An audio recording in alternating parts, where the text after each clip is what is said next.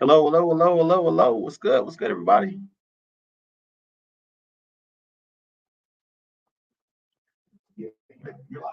So, welcome to Random Thoughts with DVP, um, Chasing Huxtable edition. I am filling in for, as you can see, I look totally different from the guy on the screen there. I'm filling in today for my good friend DVP. I bet he didn't even think I was going to start on time today. Look at me, not me starting on time. But I'm here because I've really kind of been thrown out in the middle of the ocean. It's kind of like when you're trying to learn how to swim when you're a kid and your dad just throws you in the pool. This is kind of one of those things. But I am definitely appreciative of the opportunity to just come on this platform, and we're gonna keep it light today because this is my first time doing it like this. And shout out to Roy, who has been gracious in showing me the ropes and giving me a quick tutorial. We got an echo there. Yeah, I He's kept that off. Wait, so what should I do? Are we good? Okay. Yeah, shout out to Roy for first of all opening up his studio today and giving me a quick tutorial on how to make this thing go. Y'all be patient with me today and go easy on me, okay? Because this is new territory for me, and I'm just happy that I got here on time. Like I'm actually kind of impressed with myself. So lots of stuff going on. Um, Again, I'm Theo Dwayne Banks.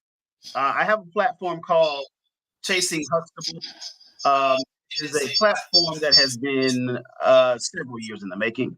This I've actually um, this is Darren is putting me on the spot here because he has been encouraging me to do my own thing for a while, and so he said, "Look, man, just hop on my stuff, and you'll figure it out, and then you do your thing." But I have a platform called Chasing Huxtable, and it is the Chasing Huxtable is a term that I coined that is like the millennial version of keeping up with the Joneses, right? And so what we will be discussing on that platform are everything from dating to marriage, courting, um, the economy, uh, relationships, politics, from the millennial perspective. We good? Keep going. Okay. From the millennial perspective, specifically this kind of niche or this mini generation, uh, born between 1978 and 1985. We're like Gen X adjacent. We are old enough to remember when the television went off. Until we were old enough to remember when the television went off and they played the national anthem and there was a flag going. But we're also young enough to remember when the internet became necessary. And so I've always felt like that specific kind of mini generation doesn't really get the the not the acknowledgement, but just the platform to really speak about our experience. And just from our perspective, I've always, I've said this for a while. Um, Zennials, and that's Gen X and Zennials, have all have we came of age on an active cultural fault line. So we were 18 when we in the year 2000, and we have experienced all kinds of crazy shit, especially as far as politics is concerned. In our first election, many of our first election, that election was by most measures or some measures stolen, right? And so we have there's a certain kind of cynicism that kind of informs the Zennial perspective, and that also kind of informs a lot of our perspective, right? We also were in high school. Some of us were in maybe late middle school when Columbine happened, and so this idea of school safety and even gun control, and just America becoming a nation that felt less wholesome. We were coming of age during that time, and so we have a pretty unique perspective, I believe, that we will be sharing and unpacking in future episodes. And so that's what Chasing Huxtable is kind of about. And I will say this, although it is from I'm obviously I'm a male. I know that's controversial to identify. I mean, no, that's not. It's not controversial, but obviously I'm a male, right? I don't have you don't have to guess that, but yeah, I'm a male. And it will be from a male perspective, but it is not red pill. It's not. We're not coming from that bag. I say we're not red pill or blue pill. We're hill pill, and we hope that our discussions and the things that we kind of lay out in our perspective will kind of bring us closer together. What's up? What's up? What's up, DVP? Will bring us closer together. Help us to build consensus. Help us to understand each other a little bit more. Now we're not going to do a lot of you know dancing around issues. We will be dealing head on with certain issues, but Chasing Huxtable is definitely a place where the Zennial can come to breathe and relax a little bit. We are in our mid 40s. I turned 42 in about 4 days now, and it's interesting because you get to this point in your life where I mean you hope to live to be 100, but you know you might really be starting the second half of your life. Like I said this last week. Either I'm in the still in the first half of my life, or I'm definitely in like the 2 minute warning. So you start to have a different idea. You start to come into terms with your mortality. Your friends are not dying from like you know young people stuff anymore. It's like high blood pressure, heart issues, things like that. And so you kind of are coming to terms with with your mortality in a different way. My daughter she turns 14 tomorrow. I just realized that she will be voting in the next election. That is crazy. So yeah, that's it's gonna be a lot of stuff, a lot of things that we unpack. So Roy, I could talk all day. Feel free to chime in. I'm going to tell you at first is what we might need you to do is mute your microphone. Okay. So yeah, we'll have to see where to mute it. Yeah. Now we can hear each other, because what we were going to be getting was that echo, and it would have echoed for people. Darren, don't nobody be ignoring you or neglecting you. You don't come into the studio. Holla at your boy. But no, man. I mean, listen, I'm excited to hear what you got to say. We look for that representation. We actually had a show on the network that we will be looking at getting back again, which was called Brothers Speak. And in that program, what we did is we had someone from each generation in it, and they would come in and we would have the topics and discussions. So we would go from 20s, 30s, 40s, 50s, 60s. And we even had occasion where we had brothers in their 70s come and join us and talk about some things, man. So, no, your opinion is valued. We're looking forward to it. So I'm going to mute myself and just kind of hang out and let you do what you do. And if I find something, I'm gonna do like I normally do with Darren. If something poked my interest, I'll be like, hold up, wait a minute, let me say something. So I will do that, just so you know. So I'm gonna, as I'm teaching you, I'm about to show you how I'm gonna spotlight somebody and make myself there. Down at the bottom, you'll see that's the third button over that allowed me to do that. But sir, the show and the floor is yours.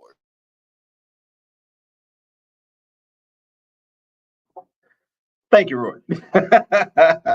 Yes. So, with all the niceties out of the way, the general topic today will be fuck the police. Um, and I'm going to break that down for a second.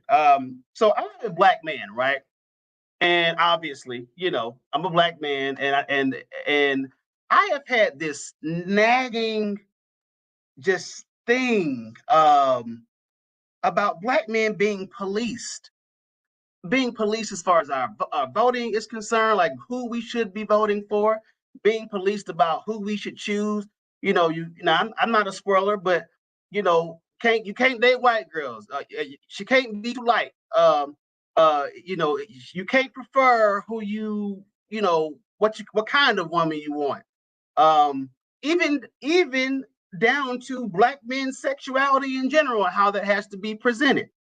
We are policed on the job in terms of how we can respond to an HR issue. We can't be too aggressive, but if we don't demonstrate assertion, then we are not being assertive enough, and we're not showing leadership skills or ability rather. And then we're literally policed, right? We're dealing with this. We live in a police state. Most Black people live in a police state. So the topic today would be "fuck the police," and I believe that Black men are at this interesting space where we're seeing us kind of push back on all of these narratives around what it means to be a Black man, and some of us are being pushed in some directions that, you know. I don't know. I don't know if I would go there, but isn't that kind of the point, right? The point of this, the point of kind of freeing ourselves from this mindset that Black maleness has to be expressed this way, is critical for us to go to that next step. And so we're seeing, I remarked earlier that we're not a red pill space, right? But there is we're not a red pill space. There is, however, a trend of Black men in red pill spaces whose interpersonal interactions, whether it's with their significant others, or even their moms, or just women in their family, in their sphere, are being kind of conflated with their political positions. So it used to be a time when, issues within and among ourselves be damned. We still showed up, and we were voting in step with our sisters, and Black men kind of get this reputation. We become the face of a lot of negative things. The face of sexism, the face of misogyny, the face of misogynoir, the face of even conservatism, new conservatism. But when you look at the data, it's not really as stark as we would like to believe. And so, but I do think that it is interesting that Black men are kind of coming off of various kinds of plantations, and right now, because we're in this unstable period politically, and we are kind of entertaining these ideas of, I don't want to vote Democrat, I want to just be a Democrat. But not real. We haven't really developed our political analysis to say, well, I'm not satisfied with what the Democrats have offered, but I'm not going to go GOP. And what the two-party system has meant to us, and what it has done to us. And I hate the term "get off the Democrat plantation," because the framing of that suggests that there aren't two plantations, and that haven't been two plantations this entire time that we've been not slaves. But I do admire the political courage that Black men are kind of expressing, and I think that has been the pushback that Obama has received within the last week. Obama is becoming the Black preacher.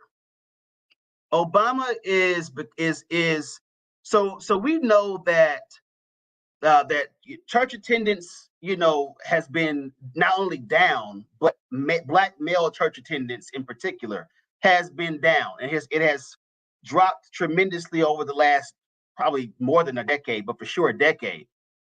And a lot of Black men have expressed that the messaging that comes across the pulpit every Sunday or Wednesdays or whatever day we go to church hasn't been for us. It's been at us, but it hasn't really fed us. It hasn't affirmed us. Some people say, well, that's just your fragile male ego. Au contraire. I would submit to you that If you go to your favorite restaurant and they take your favorite item off the menu, you might stop going to that restaurant, right? And so we don't want to reduce these things to the fragile male ego, but it is worth examining that these spaces that have been uniquely, almost exclusively run by Black males and at least informed by the Black cultural experience are being divested from by Black men. And now we're seeing that kind of parallel with the Democratic Party, the Democratic establishment, rather. And Obama he's kind of like the head bishop, right? Like all things begin and end, all things, at least Black and political, begin and end with Obama. There are, those of us who, we still got those, the picture of the Obamas up from, and they've been out of office, what, 8 years now?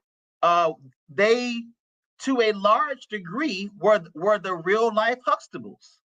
They were they were aspirational in so many ways, and we needed that. We needed not only that ceiling to be broken, we needed Obama to go in and do exactly what he did from an image standpoint, right? So we all know that Obama could not get away with being married, remarried 3 times, and having 5 kids by 3 women, right? We know he couldn't get away with that. Obama really couldn't get away with even being with someone who didn't look like a sister. I mean, like, no racially ambiguousness about Michelle Obama. She's a beautiful woman, has a very nice shape, respectfully. All of the things, right? And so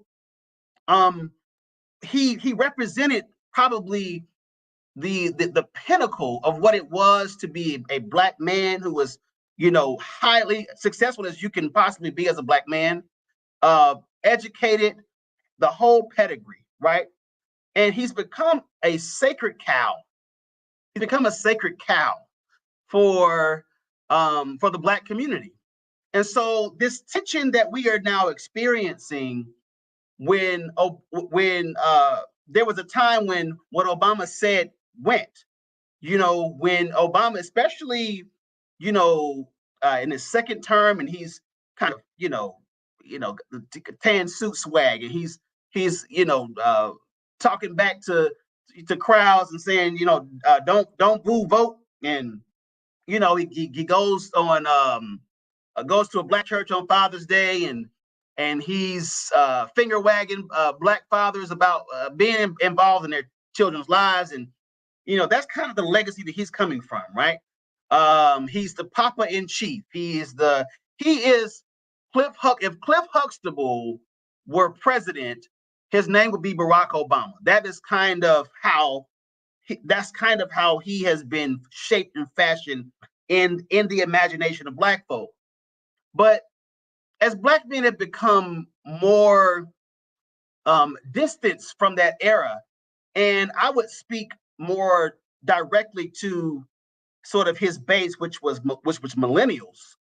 I recall very vividly when Obama was first elected. It was one of the most just it was at the time, it was probably the most elated I had ever been as a human being. I wasn't a father yet, so I remember running outside of the room of the house, and we had a watch party, so all of my friends were there, and it was just a dope time, right?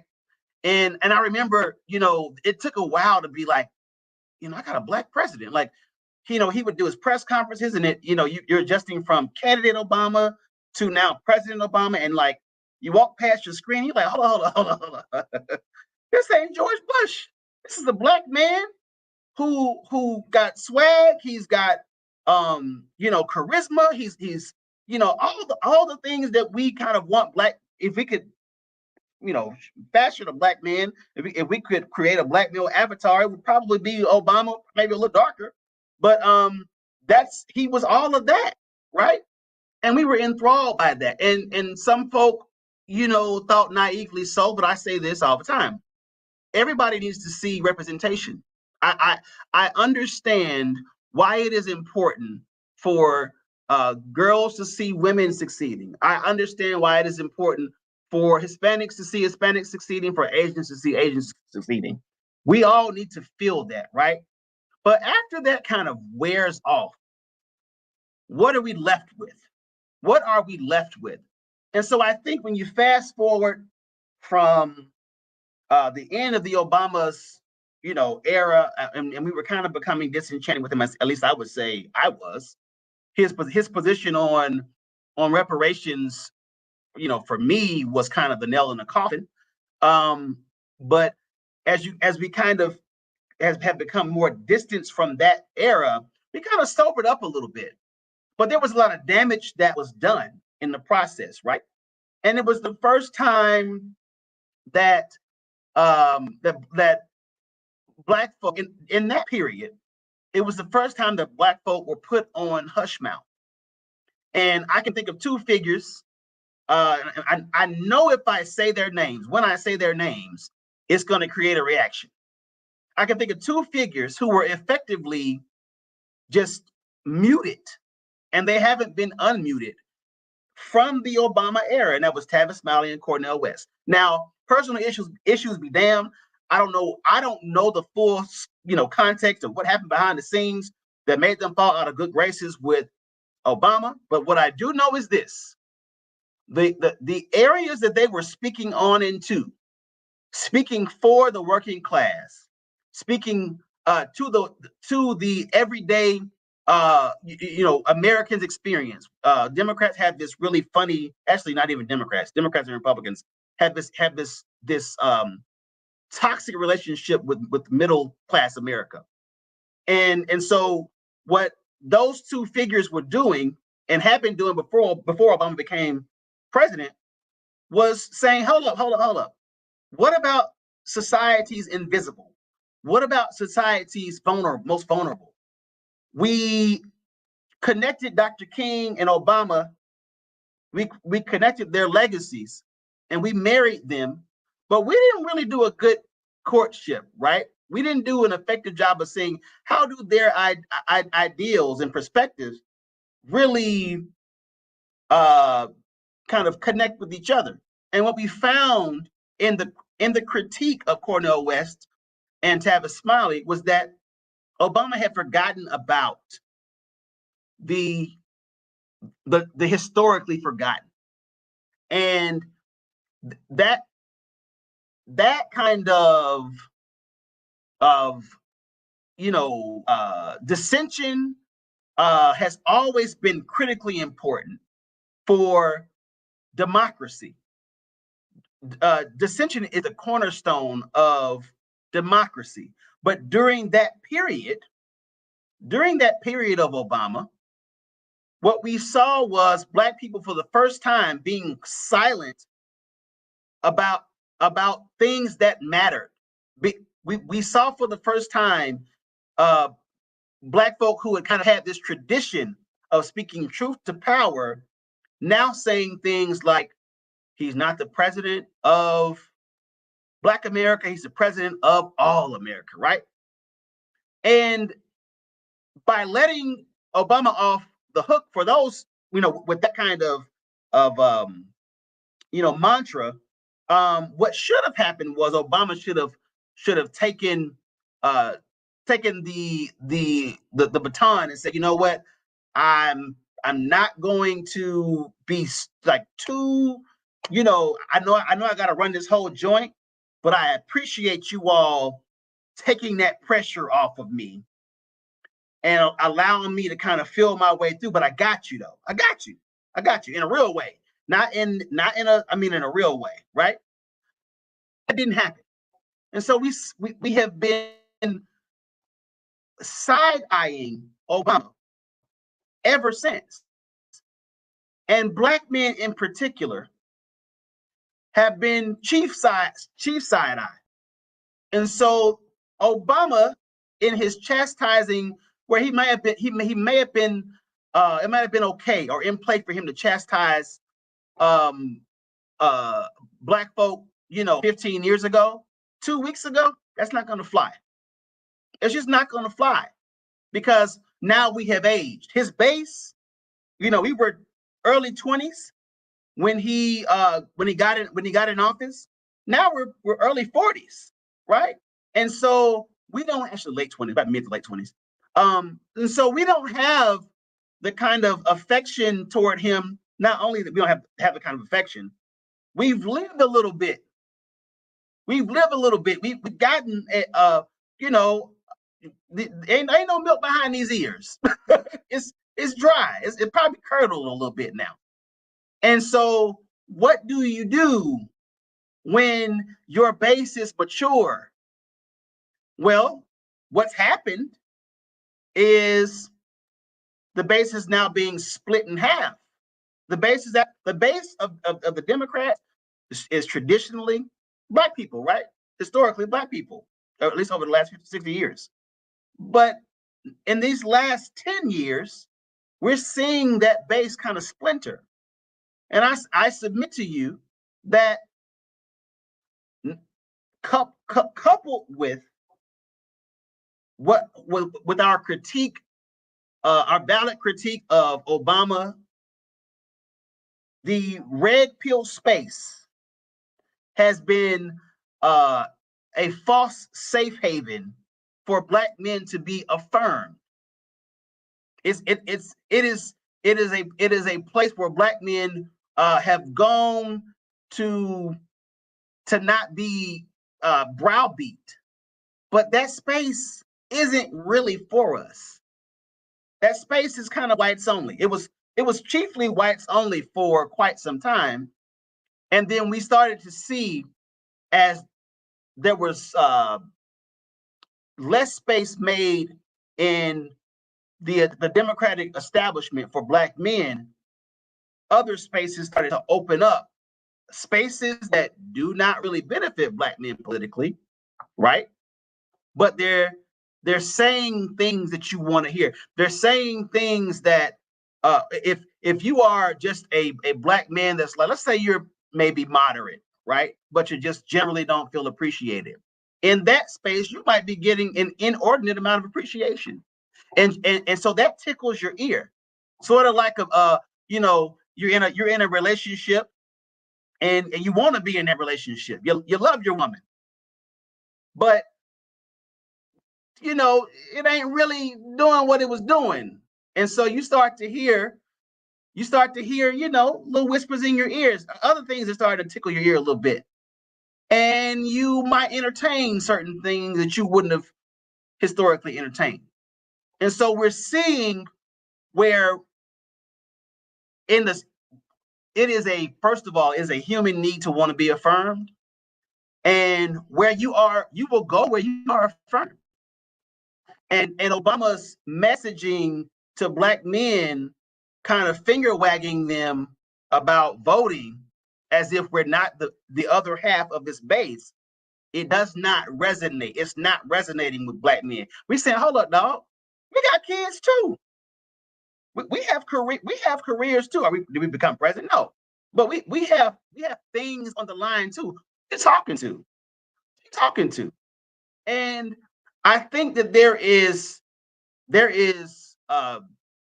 if we can kind of step back a little bit from the initial reaction to an Obama being the Black preacher and kind of finger wagging us over the pulpit and say, okay, hold up, why do Black men feel this way?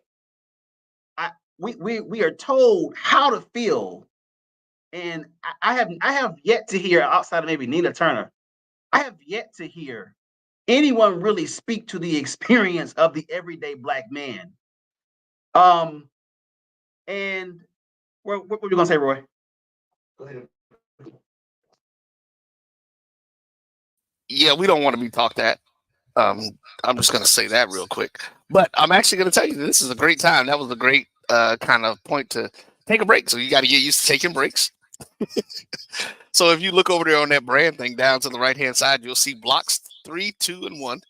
And you can choose either one of those. And what you're going to tell the folks is that, hey, we'll be right back with more on Random Thoughts with DVP, the Chasing Huxtable edition. and getting in. Hey, Amina, how you doing there? And Amina said that is an excellent analysis that you have there. So we're going to let you do that. So I'm going to go ahead and mute and let you come back and take us out the break, sir. Thank you. First of all, thank you. You all are getting an on-the-job training. So thank you for that. And thank you, Amina. And we'll be back in just a few. It's never too early to plant the seed, to share the tradition, and instill a sense of pride in your HBCU with your little ones. HBCU Pride and Joy Children's Boutique helps you share your school spirit with a wide selection of adorable kids apparel and accessories officially licensed from your favorite HBCU. Visit hbcupridejoy.com and follow us on all social media at HBCU Pride Joy on Facebook and Twitter. Supermarket sushi, really? No. Wait, Troy, you work here? I'm never not working. Like Head & Shoulders Scalp Shield technology, up to 100% dandruff protection, even between washes. Never not working, huh? Oh, Troy, you're such a good teacher. Yeah, I know. Never not working. Never not working. Never ever not working. Are you serious? Never not working. Dandruff protection that's never not working. Head & Shoulders Scalp Shield technology. Hey, grab me one too.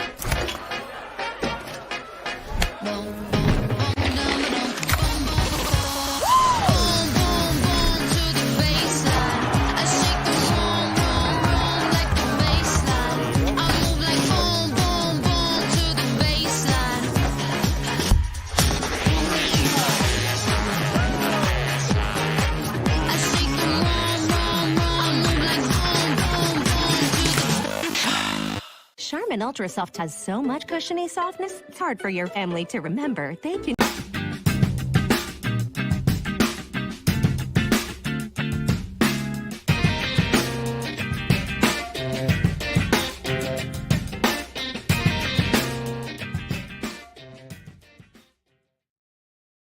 All right. We are back. Thank you again, DVP, for this platform. Thank you, Roy, for just doing this. I can't even. So let me give you a little backstory. So a couple of weeks ago, so I started, getting back in the pool, and I'm trying to lose this dad bod. And I taught myself how to swim, but I never really learned how to swim. And I was in the pool probably about 3 weeks ago now. And you see folks in the pool, and they're like, they laughing at you, they're really laughing. And I was like, man, I really want to ask this gentleman, what's his technique, because he was like a fish in there. And I had to just work up the courage to just say, hey, what do you do? So I asked him. He was very gracious. He took about maybe 2 minutes to give me some technique. And man, in the last 3 weeks, my stuff is getting better. And it taught me that, number one, you're never too anything to learn, and ask questions. It's okay to deal with the vulnerability of not knowing. I tell my daughter all the time, you got to be willing to suck at something for a long time before you expect to be good at it. And so I cannot overstate my appreciation to you and DVP for even just doing this. So we're back. And so we're going to go to another segment that's kind of related, but not really related. Alexis Sky, who is the I call it the foremost political thinker of her generation. She's also an Instagram influencer. Endorsed Trump the other day. Alexis Sky is about 30 years old. She has a colorful past. She's colorful, and she endorsed Trump. Not good. It wasn't good. Not even because she endorsed Trump. It was just why do they always choose the Herschel Walkers of the Black community to endorse them? From Alexis Sky to Antonio Brown to literally Herschel Walker. What is the? Are they just pulling people out of a hat? There has to be. You have to at least fail a psychological exam, or you have to fall beyond a certain threshold. There has to be some kind of I don't understand why the Republican Party, actually, I do understand why. I mean, they do this because that actually speaks to their, thoughts of our community as a whole. Because to think that Alexis Sky, even if she has some influence, I mean, she is an influencer, but to think that she's going to sway, the base, or undecideds, because of just her singular endorsement that she eventually, kind of took back. It just really, there used to be this. I remember this parody. I believe it was like in Living Color, and it was like a boardroom setting, and they were, it was like all these white guys talking. They were like, what are the Negroes doing today? I feel like that's kind of the leading question for pretty much anything that involves Black outreach for the Republican Party. And so while people were getting on to Kamala Harris about her Black scent and how she switches it up and she does, and it gets on my nerves. And it's kind of in line with Hillary Clinton's barbecue sauce and Bill Clinton playing the saxophone and Barack Obama singing Al Green. It's kind of in line with that. I will grant you that. We never have that. We don't have a strong enough critique. We have a critique, but we don't have a strong enough critique for the selection, like how they play, how the GOP plays in our face with who they get to endorse us from our community. And then on top of that, in the wake of Kamala's, of Black Scent Gate, here we got Trump at a McDonald's, fake serving fries. It's like, dude, now you are, dude, like, what are you doing? If that's not a slap in the face to minimum wage workers, I do not know what is.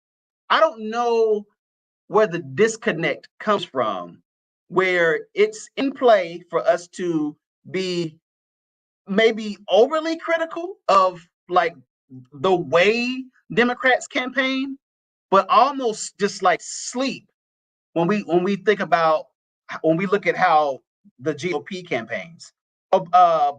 Trump said, what have you got to lose? The Black, he referred to somebody as the Black, or it was something, it was so bizarre. It was like an SNL skit. But why do we always get these? Why does the GOP think that Black outreach means scraping at the bottom of the barrel? It will remain a conundrum for me. And on top of that, to me, if that's not the strongest indicator that both of these parties are plantations, like both of these parties, I say this, where there is whiteness, there is oppression. It just shows up a little differently. It is no different from Frederick Douglass being born into slavery. His mom goes down the road. His father had probably the master's, is probably the master. Can't read, sees slaves being beat, at a very young age.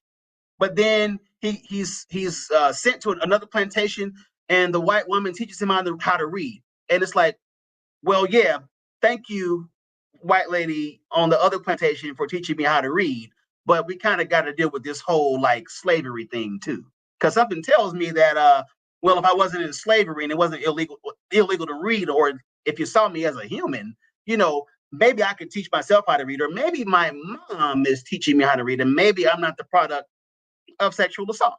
So this has been an ongoing kind of pathology of white America, and it shows up in our political spaces, where there is outright bigotry versus the bigotry of low expectations, and then there's just flat out, we do not think that you are worth anything beyond just your basic freedom.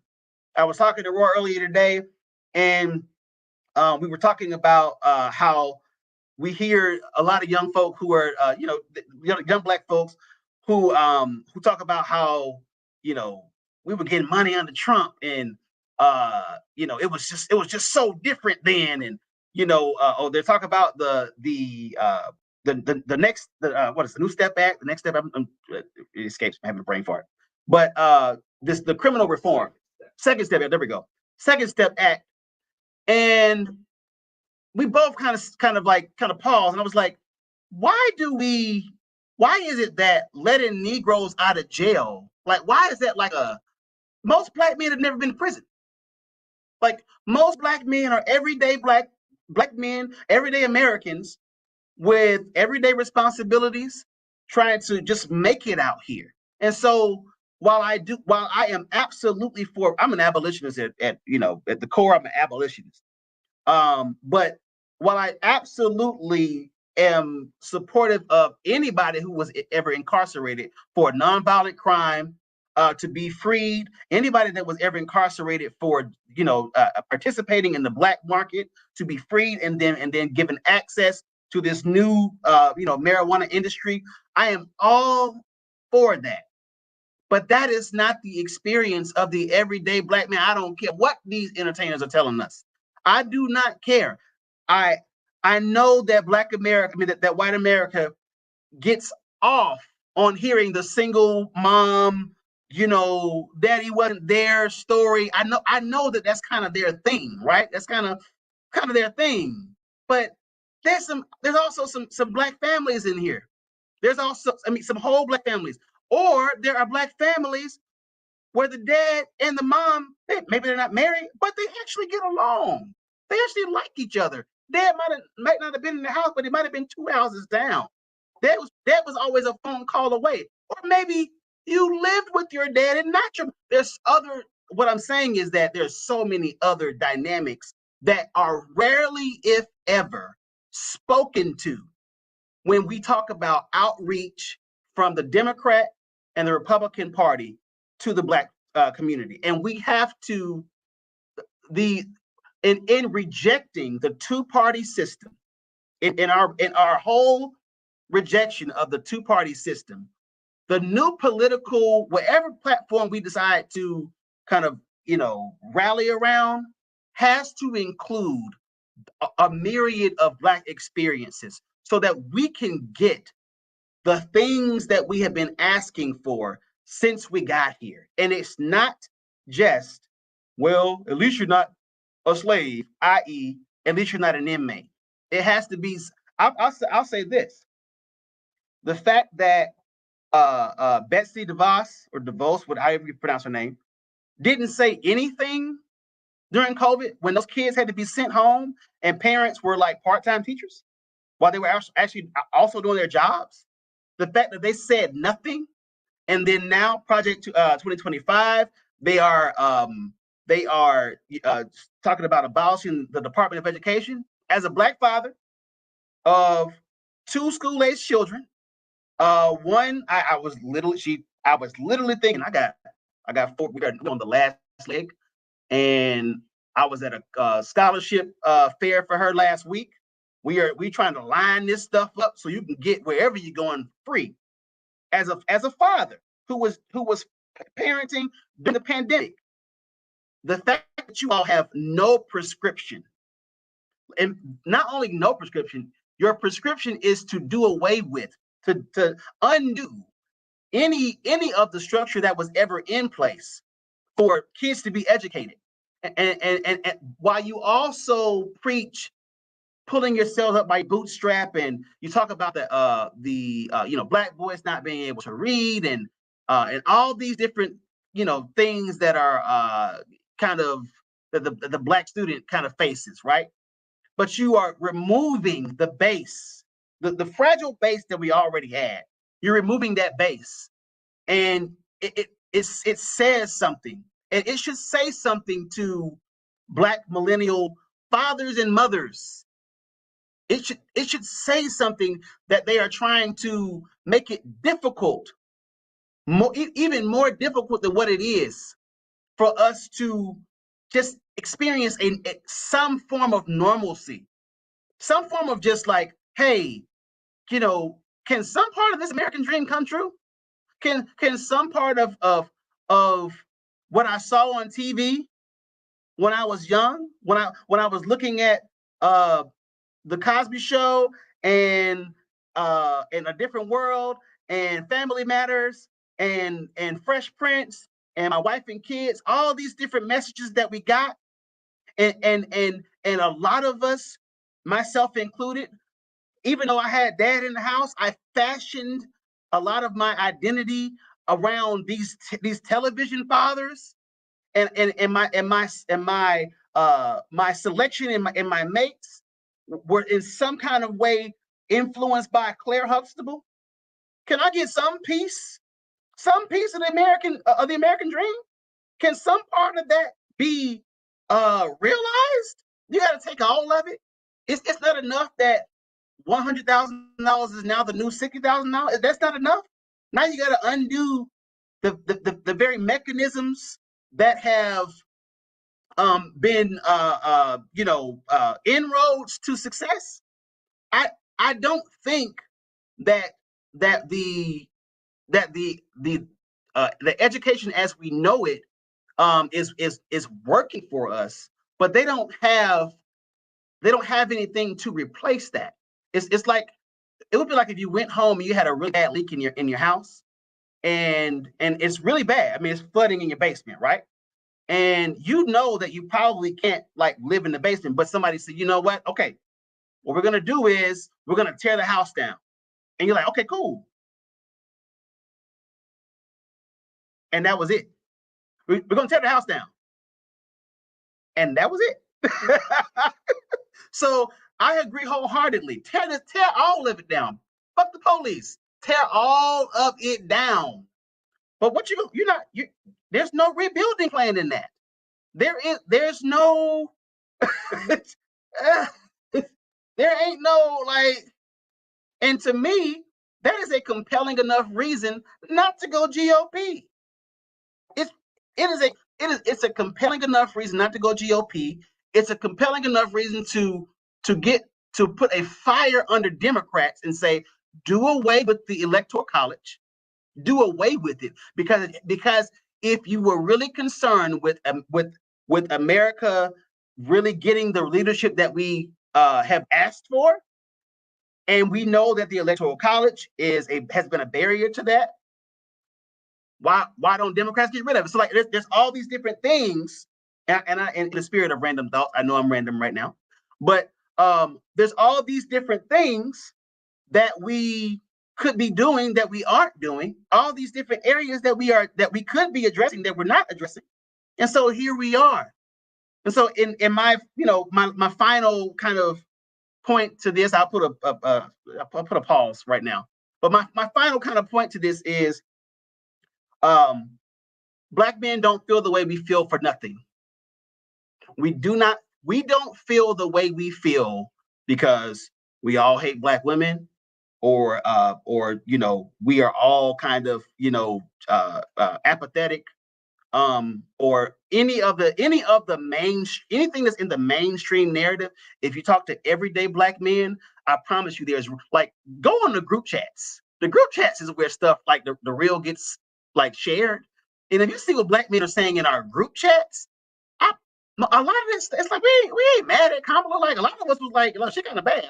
Like back in the day, Kamala could have got it. But that we are now, we've grown up.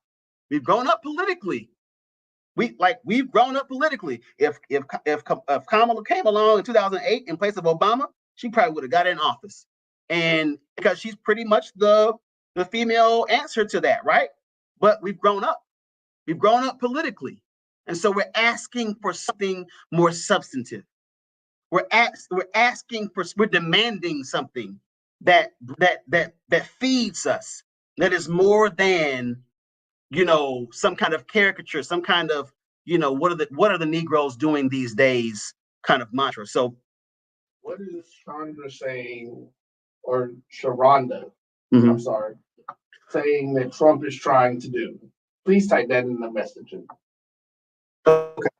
No, her. Oh, okay. I hope she heard me. Okay. Yeah. So I saw what you said, Sharonda. And here's the thing. I have a general, maybe irrational paranoia when it comes to trusting white men with my future. And so I am inclined to say that Trump does not have a real solution. I'm also inclined to say that to believe that if we leave it up to Trump, once the ballot is cast, we will be making the same critique of him that we made of Biden and anybody else, Obama, anybody else. And so, and then on top of that, Trump, he had 4 years to do it. He had 4 years to deliver on all of these promises. I mean, all of these things I've heard a lot of stuff that, some of Trump's supporters have said about, well, if, black folks got to get it together and just, trust this man. It's like, no. Since when did we start trusting white men? Since when did we start trusting old white men? Like when? Like, so for me, I'm just not willing to give that another go. So I'm assuming she can hear me then. So I'm going to go ahead and not turn my mic on. Okay. Sharonda, he's not trying to change the voting system.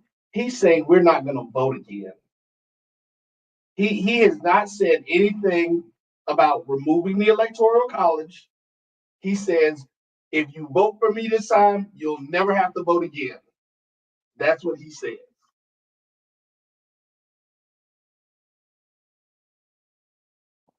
So, I'm gonna put her comments up. I'm saying trust either one of them.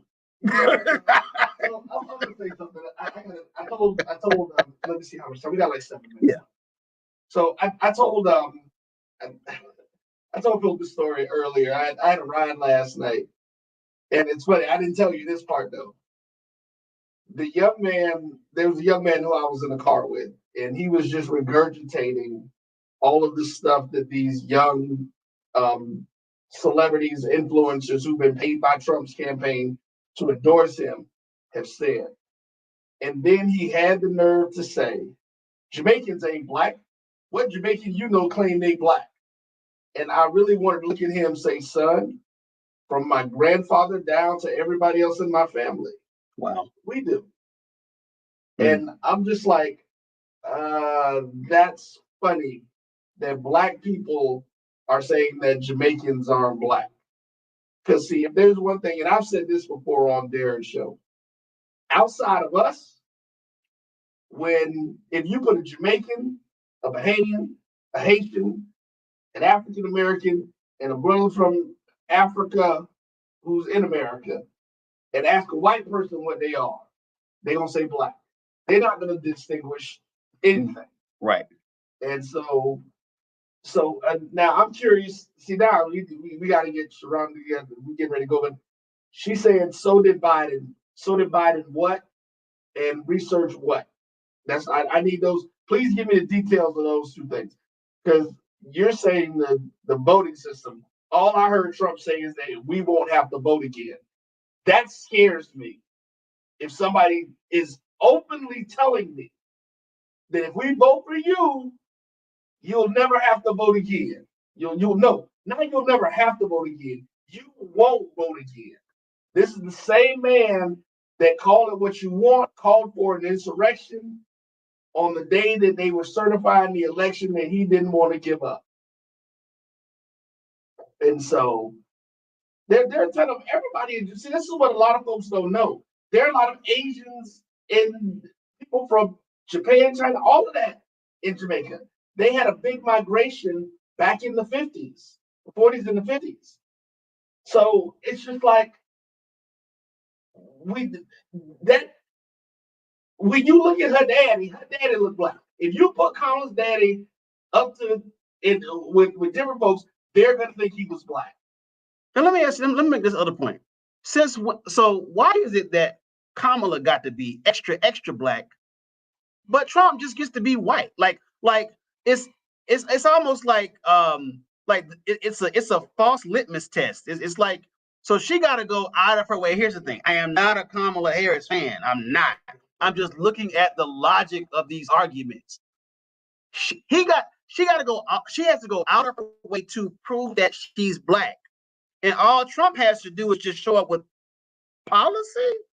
Like when do we apply the same standard exactly? And when do we apply the same standard? What has Trump done that's black besides let Negroes out of jail? Like what? Get a felony? Like what are we talking about here? Like it's the strongest straw man argument of 2024. Like I really don't care if I don't care what color they are. I'm not voting for either one of them going third party. Call it what you want to call it. I don't care. You can say a vote for, if you go third party, it's a vote again. I don't give a damn. I'm not doing it. I will never again have my conscience like playing with me because I know I voted for somebody I really didn't want to vote for. So I would rather follow my own advice. I've said before, if 5 to 7% of black folk decided we're not voting for either party, I promise you, those parties will come begging for us to figure out how they can get us back in the fold. The same way they did the Hispanic voter in 2004, it could happen just like that. And we would have to even have these conversations. We just got to be willing to kind of like wait it out a little bit. But that being, all that be damned. Do you want what? So here's what's kind of like one of the critical differences. You're either voting, one side is voting for the lesser of two evils. One side is voting for the greater of two evils. One side is voting for the lesser, and one side is voting for the greater. Trump's side wants to figure out how dark this shit can get. So hold on. Let me jump in here as an HBCU alum and different stuff. So Sharonda, yes, Trump did sign that paperwork. As you were saying, go research and see what the Republican Congress did after he signed that bill. Go check that and see how much of that money got sent to where it was supposed to go. See, this is the part they don't tell you. There were a lot of things that he did that they gave the optics for that the Republican Congress shut down. And that's the same thing. They did the reverse with Obama. They told y'all, we aren't doing anything that this man wants to do. Regardless, the only thing that they were able to get across was the Affordable Care Act. Everything else he tried got shut down just because it was coming from him. They said that's what y'all did in 2020. What's the y'all? And which part of what we were saying did you say what we did? Because I'm just like, I really would like to be curious. So I'm always going to vote. And listen, and unfortunately, I hate to be able to say it. Yes, I am voting for the lesser of two evils. Oh, wait, are you asking me as an alum, do I donate to my HBCU? Sweetheart, my entire business is built around HBCUs.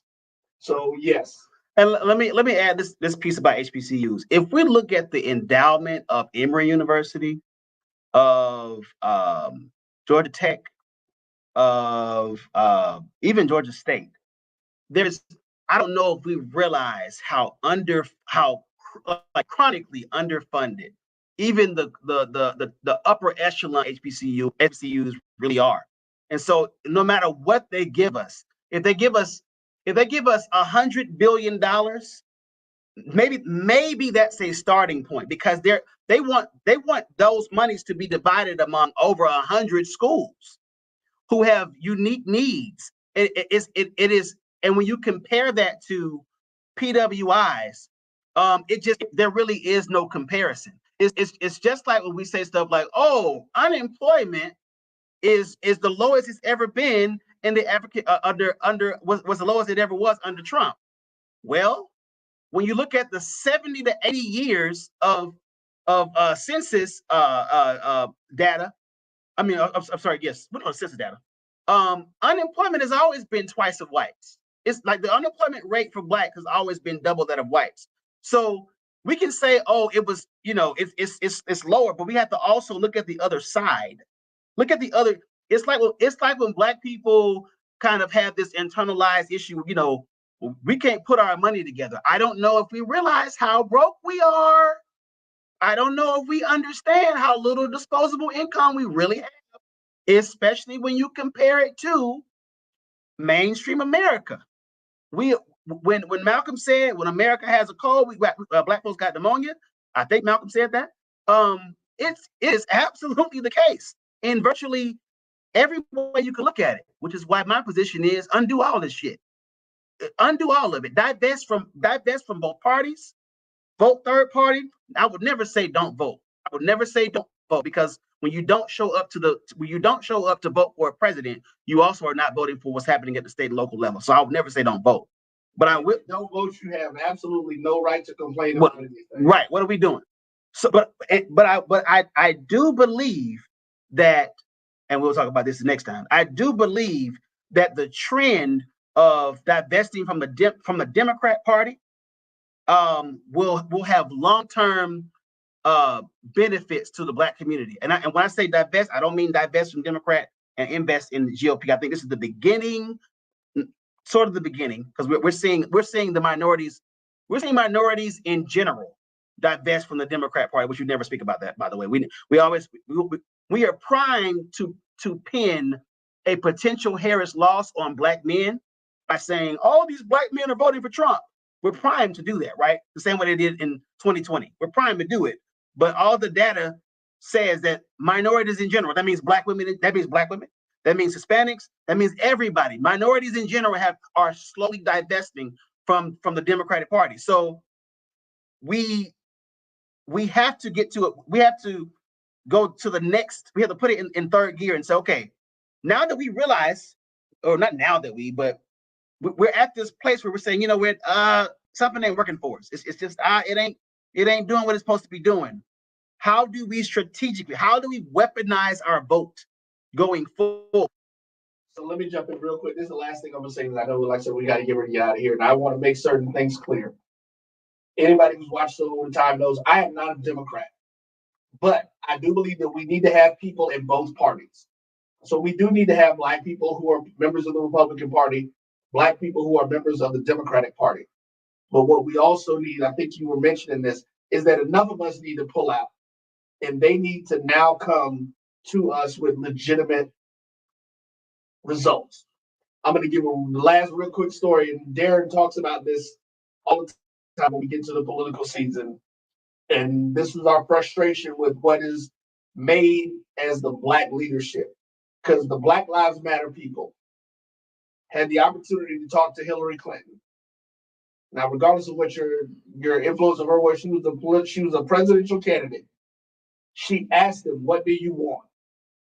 They continually sat there for 5 minutes. Say our name. She's like, "What do you want? We want you to say our name." Y'all looking for a soundbite, and y'all haven't put forth any type of policy. See, there's just so much stuff, and we'll have to get into it later. And we can't. Vote now. Let me put the comment up here. I'm gonna make sure I put it up. I just, because I don't want nobody saying they ain't putting the comments up. We can't just vote our pockets. No. Because we're still human beings. We're still a part of this. But we'll get into this whole discussion. I'm gonna wait till DVP come back, and then I'm gonna be on the whole show. 2 hours. Well, it has been an absolute pleasure. I hope that everybody learned something. You taught me some things, not just technically, but just in general. And what's DVP? Love, peace, and chicken grease. Is Darren there? Love. Love, y'all. We love y'all, and go eat some chicken if you got some. I'm gonna eat some fish. All right, y'all be good.